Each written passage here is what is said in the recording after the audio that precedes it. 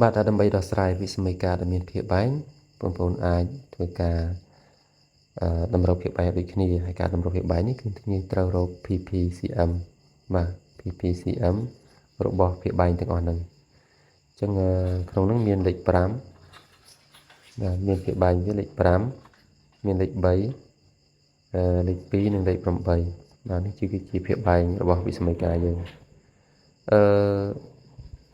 ក្នុងការរក PPCM គឺយើងត្រូវចែកចំនួនទាំងអស់ហ្នឹងទៅជាចំនួនបឋមប៉ុន្តែដោយសារលេខ5គឺជាចំនួនបឋមស្អីហើយយើងទុកលេខ5ដដែល3ដូចគ្នាដែរគឺជាចំនួនបឋមយើងទុកនៅ3ដដែលហើយនឹង2ជាចំនួនបឋមយើងទុកនៅ2ដដែលហើយនឹងលេខ8មិនមែនជាចំនួនបឋមទេយើងត្រូវចែកបាទអញ្ចឹង8យើងចែកនឹង2មកបាន4យើងចែក4ចែក2ទៀតបាន2ហើយ2ចែក2ទៀតបាន1ដូច្នេះ8គេអាចសរសេរទៅជា2គុណ2ចំនួន3ដងគឺឬក៏2ស្វ័យគុណ3បន្ទាប់ពីចែកទៅជាចំនួនបឋមហើយយើងត្រូវរើសយកលេខណាដែលដូចគ្នានឹងមិនដូចគ្នានេះក៏ត្រូវយកមកគុណជាមួយដែរបាទអញ្ចឹងលេខ2ដូចគ្នានេះយើងយកមកតែមួយទេគឺយក2ស្វ័យគុណ3យកស្វ័យគុណច្រើនគុណជាមួយនឹងលេខ3គុណជាមួយនឹងលេខ5បាទ2ស្វ័យគុណ3នេះគឺយើងអាចសរសេរថា2គុណនឹង2គុណនឹង2គុណនឹង3គុណនឹង5នេះបាទអញ្ចឹងយើងបាន2គុណនឹង2ចំនួន3ដងនេះបាន8 5ដង40 40គុណនឹង3បាន40គុណនឹង3បាន120បាទអញ្ចឹង PPCM របស់ភាពបែងរបស់យើងនេះគឺបាន120ដូច្នេះភាពបែងដូចគ្នាដែលយើងរកឃើញនោះឬក៏ភាពបែងរួមគ្នារបស់វិស្ម័យការយើងគឺស្មើ120បន្ទាប់ពីរកឃើញភាពបែងដូចគ្នាហើយយើងទៅសេភាពបែងវា120ទាំងអស់មកវិស្ម័យការយើងមាន4តួអញ្ចឹងភាពបែងវាគឺ120ទាំង4តួ120ដកឲ្យ120ដូចជាងឬស្មើ120ដកឲ្យ120បាទតើពិសេសភាពបែង120ហើយយើងត្រូវគិតទៅលើភាពយកម្ដងដើម្បីបានភាពបែងថ្មី120លេខ5ដែលជាភាពបែងចាស់នេះដើម្បីបានភាពបែងថ្មីឲ្យស្មើ120ហ្នឹងគឺយើងត្រូវយក5ហ្នឹងទៅគុណនឹងប្រមាណអញ្ចឹងយើងអាចមើលមកលេខខាងក្រោមនេះលេខខាងក្រោមនេះយើងមានលេខ5តើ5គុណបាន120គឺ5គុណនឹងលេខខាងឆ្វេងទាំងអស់នេះគឺ2គុណ2គុណ2គុណនឹង3 8 3ដល់24អញ្ចឹងមានន័យថា24គុណនឹង5ស្មើនឹង120ឬក៏5គុណនឹង24អញ្ចឹងបើ5គុណនឹង24ណា5ភាគបែងនេះគុណនឹង24អញ្ចឹងភាគយក x ដក1នេះក៏គុណនឹង24ដែរអញ្ចឹងគេអាចសរសេរថា24កតា x ដក1បាទអញ្ចឹង24កតា x ដក1បន្ទាប់មកយើងគិតទៅលើភាពបែងបន្តទៀតគឺលេខ3តើលេខ3នេះយើងយកទៅគុណនឹងបាន100 20យើងអាចមើលមកខាងក្រោមនេះដូចគ្នាដែរខាងក្រោមនេះយើងមានលេខ3អញ្ចឹង3គុណនឹងប្រមាណខ្លះ3គុណនឹង2ហើយនឹងគុណនឹង5បាទគុណនឹង2គុណនឹង2ចំនួន3ដងហើយគុណនឹង5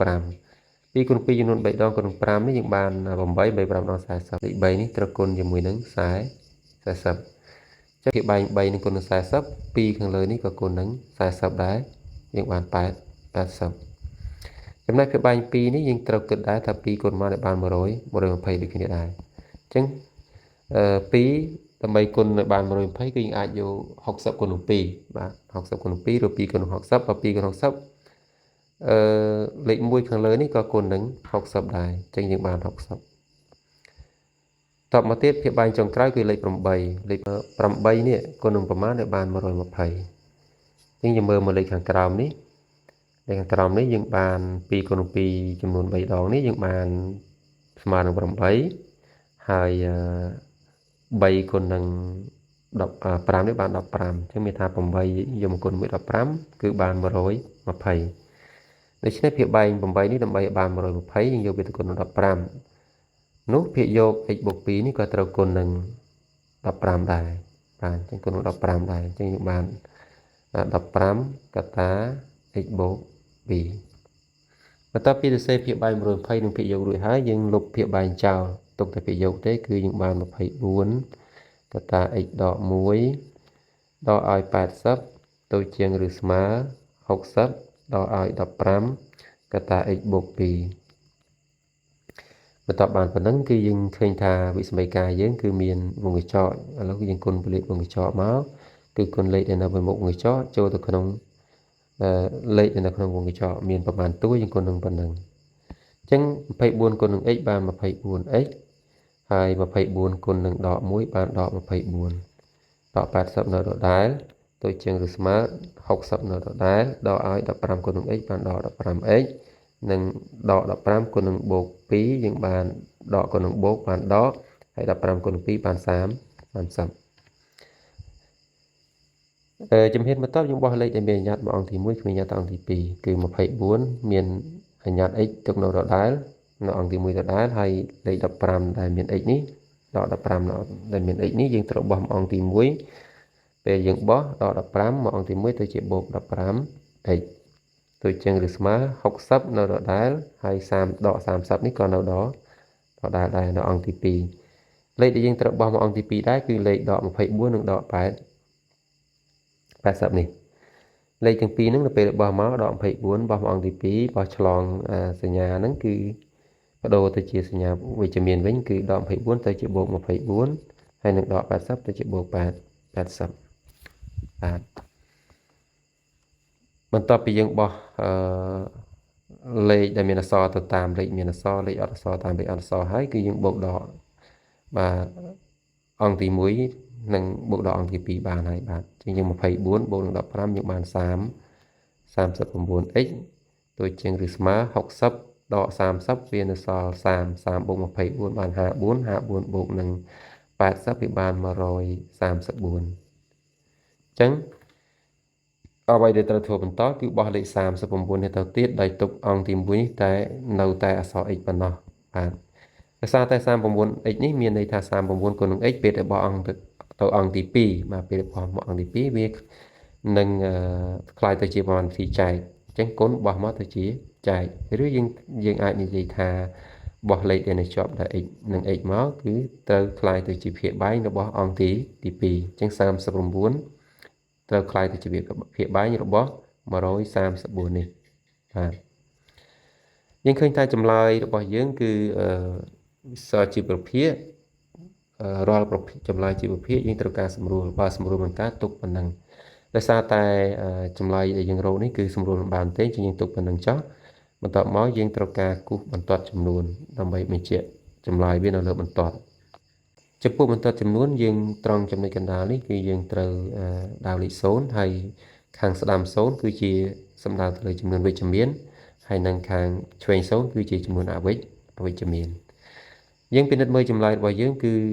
ជាចំនួនវិជ្ជមានបើចម្លើយយើងជាចំនួនវិជ្ជមានអញ្ចឹងយើងត្រូវដាក់នៅខាងស្ដាំនៃ0ដាក់ត្រង់ណាក៏បានដែរឥឡូវយើងដាក់ត្រង់ចំណុចនេះចុះគឺលេខ134លើ35 9ចំពោះនៅលើបន្ទាត់ចំនួននេះនៅយើងត្រូវប្រើសញ្ញាបែរទៅឆ្វេងទៅស្ដាំដើម្បីកំណត់ថាចម្លើយវានៅខាងឆ្វេងឬនៅខាងស្ដាំ